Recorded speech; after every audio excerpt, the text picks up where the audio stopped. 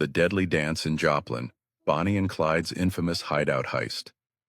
What if a quiet mining town in the heart of Depression-era America became the stage for one of the most notorious outlaw escapades in history?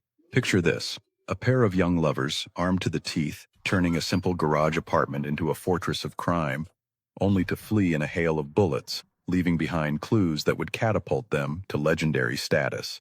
Was it fate, folly, or sheer audacity that made Bonnie Parker and Clyde Barrow household names? Buckle up, because we're diving deep into the thrilling tale of their Joplin, Missouri robbery and shootout in 1933, a story of love, violence, and the birth of folk heroes. The Outlaws on the Run, setting the scene. In the early 1930s, America was gripped by the Great Depression. Banks foreclosed on farms, families starved, and resentment toward the establishment boiled over. Enter Bonnie Parker and Clyde Barrow, two Texas kids who turned their desperation into defiance. Bonnie, a petite waitress with a poet's soul, and Clyde, a slick ex-con with a grudge against the system, formed the core of the Barrow Gang.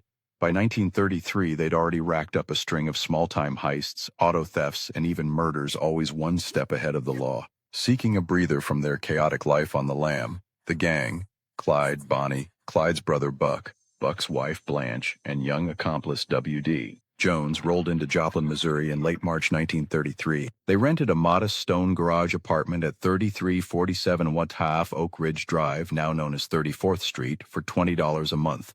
It was meant to be a vacation spot, a place to heal wounds from previous scrapes and plan their next moves. But in a town of hard-working miners, their flashy Ford V8 cars, late-night parties, and suspicious comings and goings didn't blend in. During their 13-day stay, the gang didn't sit idle. They pulled off several daring robberies in the area, targeting local businesses like gas stations and stores, netting cash and supplies to fuel their spree. These hits were quick and ruthless, embodying the Robin Hood myth that was starting to swirl around them, stealing from the rich, or at least the insured, to survive in a broken economy. But whispers from nosy neighbors tipped off the police, who mistook the group for bootleggers. Little did they know they were about to tangle with America's most wanted. The unassuming garage apartment in Joplin where the Barrow Gang hid out, now a historic site. The raid. Bullets fly in the Ozarks. On April 13, 1933, tension exploded like a powder keg. 5 lawmen, 2 Joplin police officers, 2 Missouri State Highway patrolmen, and Newton County Constable Wes Harriman approached the apartment around 4 p.m., armed with shotguns and pistols. They parked their cars to block the driveway, expecting an easy bust. But Clyde, ever vigilant, spotted them from an upstairs window. What followed was pure chaos, a ferocious shootout that lasted mere minutes but felt like an eternity. Clyde unleashed a barrage from his Browning automatic rifle, BAR, a military-grade weapon that shredded the air with automatic fire. Buck joined in, blasting away as Blanche screamed in terror. The officers returned fire, but they were outgunned and outmaneuvered. Constable Harriman was hit almost immediately, collapsing in the driveway. Detective Harry McGinnis charged the door, only to be cut down by a shotgun blast to the chest. Another officer was wounded, but the gang's firepower forced the survivors to retreat behind their vehicles. In the midst of the pandemonium, the Barrow Gang piled into their Ford, smashing through the garage door in a dramatic escape. Tires squealed, bullets pinged off metal, and they vanished into the Missouri hills, leaving 2 dead officers and a bullet-riddled hideout behind. It was a brutal display of their willingness to kill to stay free, adding to their tally of at least 13 murders during their 2-year rampage. The discovery: treasures left in the dust.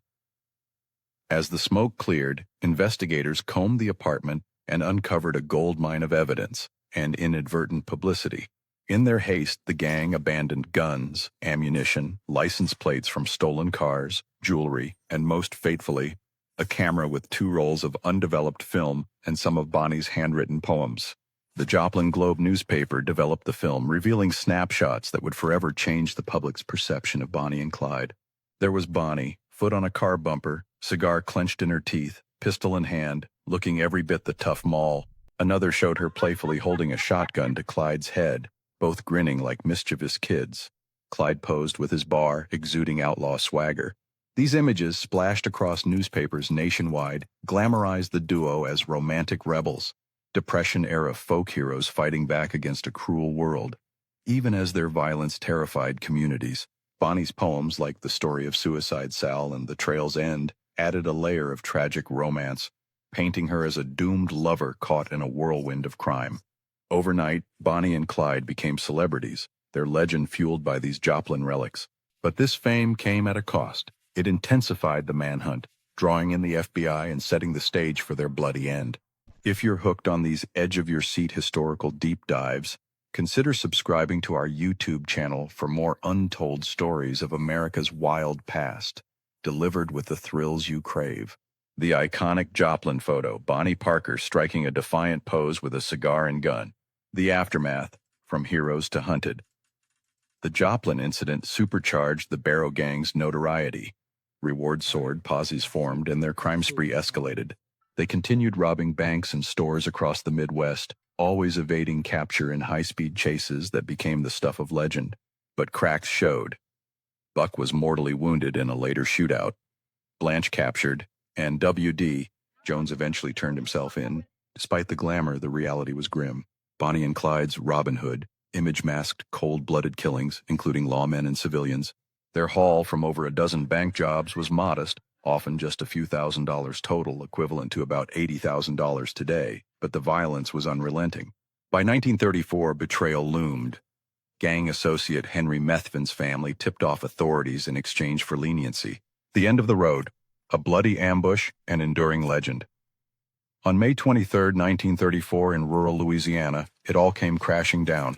A posse of 6 officers, led by Texas Ranger Frank Hamer, ambushed Bonnie and Clyde's Ford on a dusty road. In a fusillade of over 130 rounds, the lovers were riddled with bullets, dying instantly in a scene as dramatic as their lives. Bonnie was 23, Clyde 25. Their bullet-scarred car became a macabre tourist attraction, symbolizing the end of an era. Yet the Joplin heist lingers as the spark that ignited their myth. Those left-behind photos didn't just expose them. They immortalized them as symbols of rebellion, love, and tragedy. But was it worth the blood? Their story warns of the thin line between hero and villain, leaving us to ponder. In desperate times, do outlaws become legends, or do legends create outlaws? Craving more adrenaline-pumping tales from history's underbelly? Subscribe now to our YouTube channel and hit the bell, because the next chapter of crime and intrigue is just a click away. What outlaw saga should we uncover next? Let us know in the comments.